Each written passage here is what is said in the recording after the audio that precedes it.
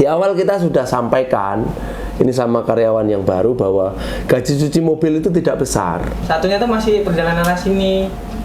Kemarin mau diajak bareng belum bisa karena belum ada ongkos dia kata.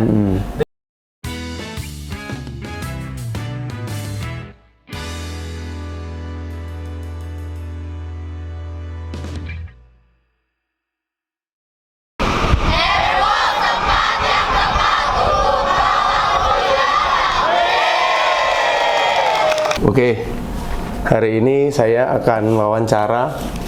Satunya ini anak baru, yang satunya lagi ini si Ahmad. Tuh. Ahmad ini pernah viral di TikToknya Emos Jakarta, yang kalau sebulan ngirim 500.000 ya, Mat? Ini kemarin sempat pergi dari Emos.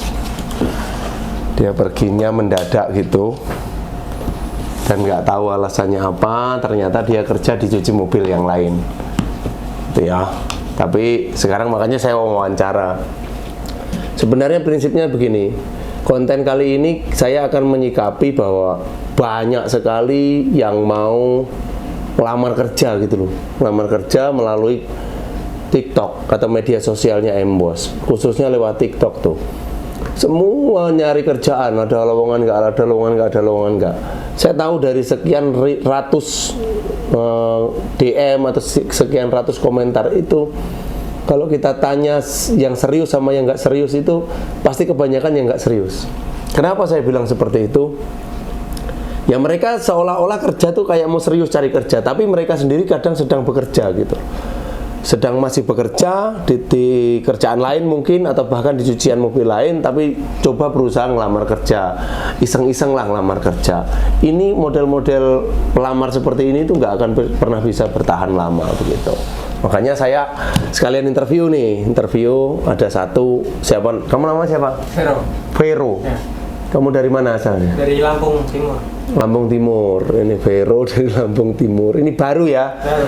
Kalau teman-teman Emos ingat, saya kemarin di sini juga interview anak dari Lampung. Bukan Emos yang cari karyawan, bukan. Mereka melamar sendiri. Ada satu yang masih nyantol, siapa ya namanya? Ada satu pokoknya dari 3 orang.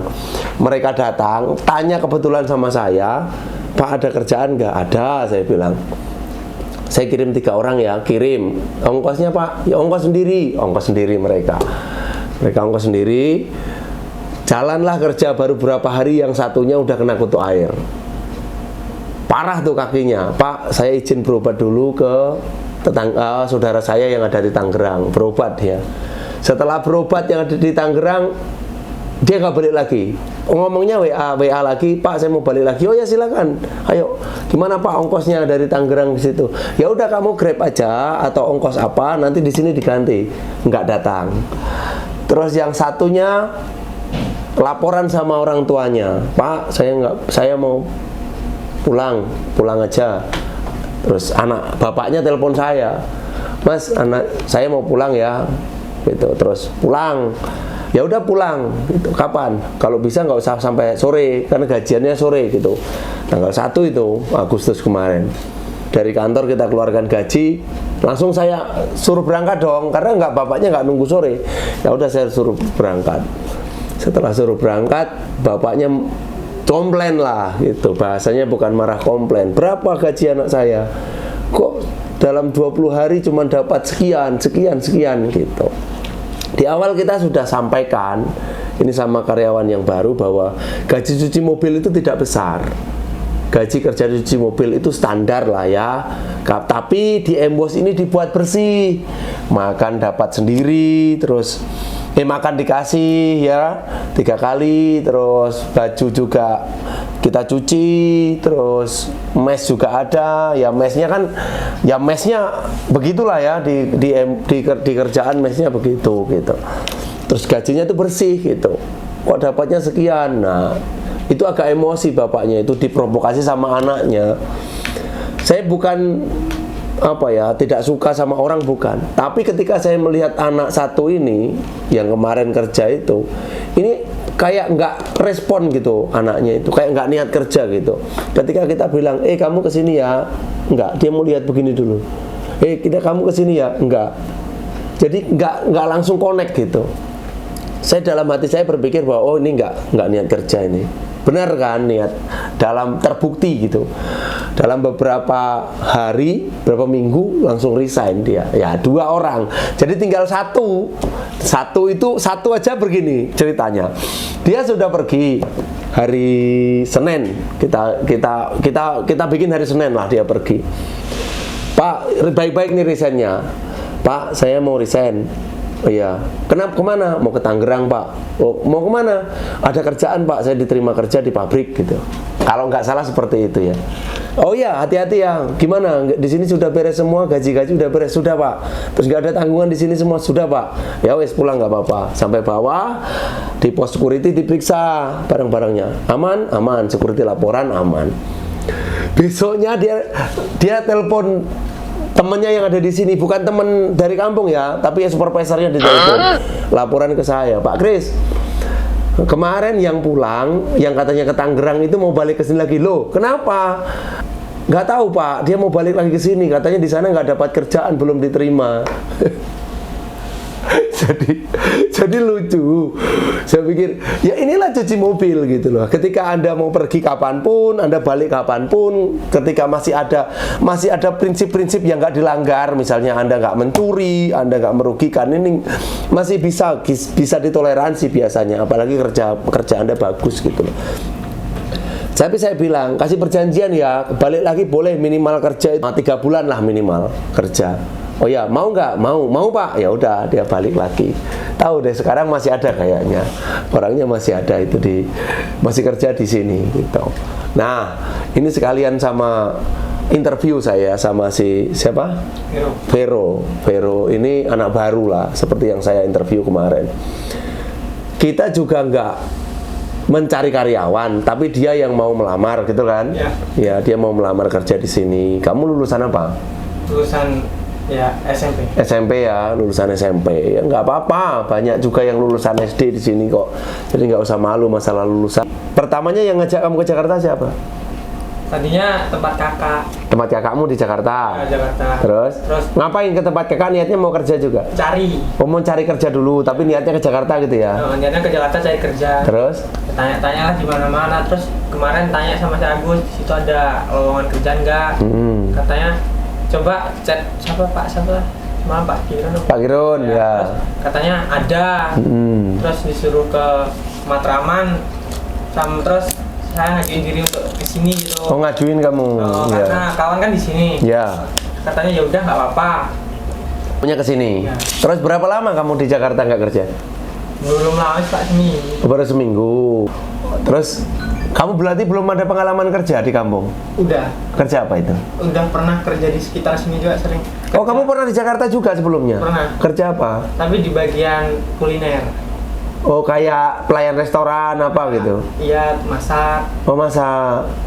Oh. Soalnya kalau pelayan kan tatoan jadi nggak bisa, rata-rata ditaruh di. Oh, taruh di belakang, iya. Terus apa lagi pengalaman kerjamu selain di situ? Sopir barang sih di kampung doang.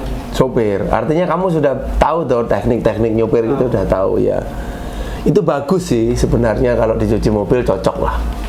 Terus masalah gaji belum ada yang jelasin kamu ya? Belum. Ya, untuk masalah gaji ini saya jelaskan dari awal. Gaji pertama itu berapa Kak? 1 juta ya?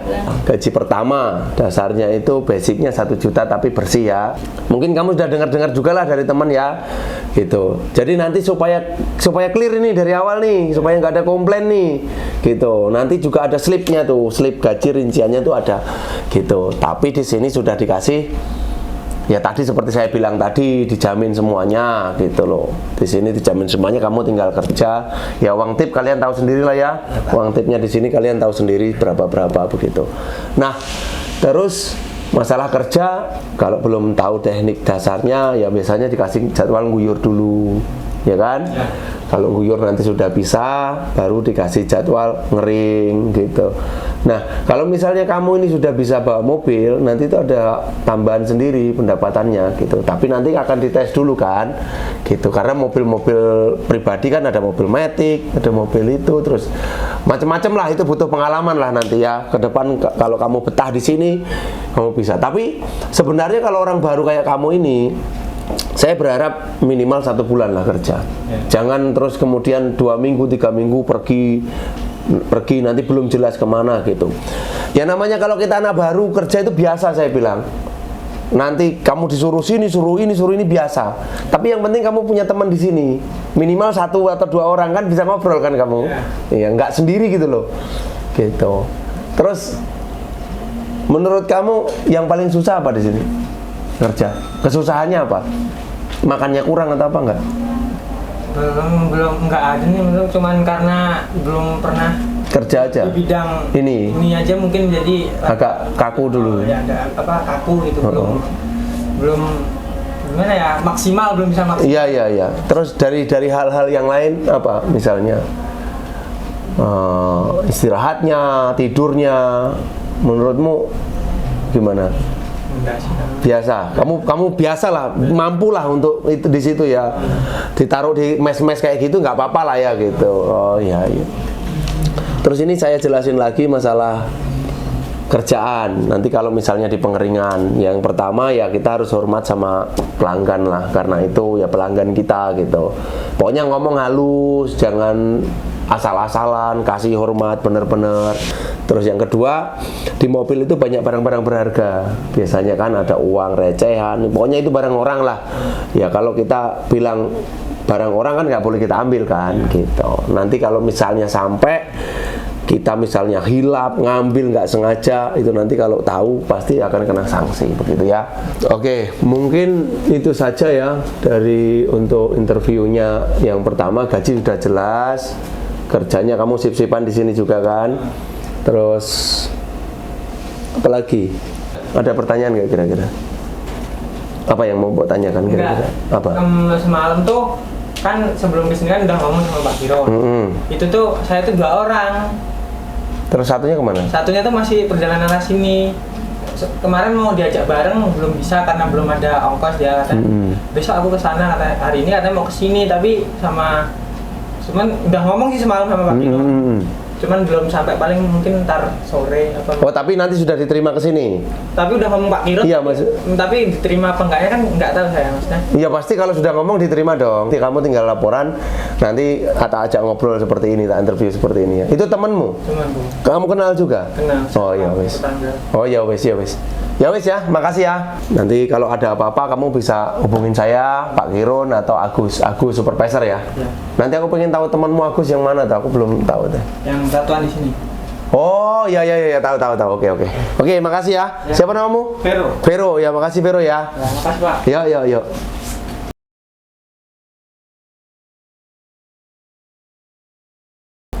Sekali pergi itu berapa orang loh? 9 orang loh. Ini kategori kurang ajar sebenarnya mereka perginya itu.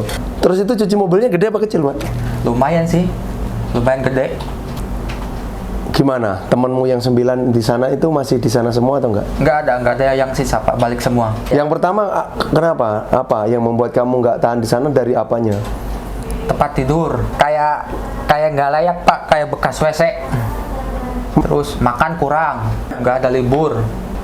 Gaji sebulan 600. Bersih itu? Iya.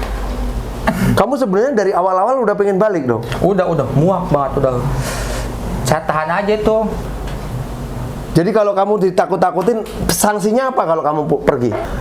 Iming-iming kamu pergi dari sini ke sana tuh apa, Mat? Dian nggak dikasih libur loh.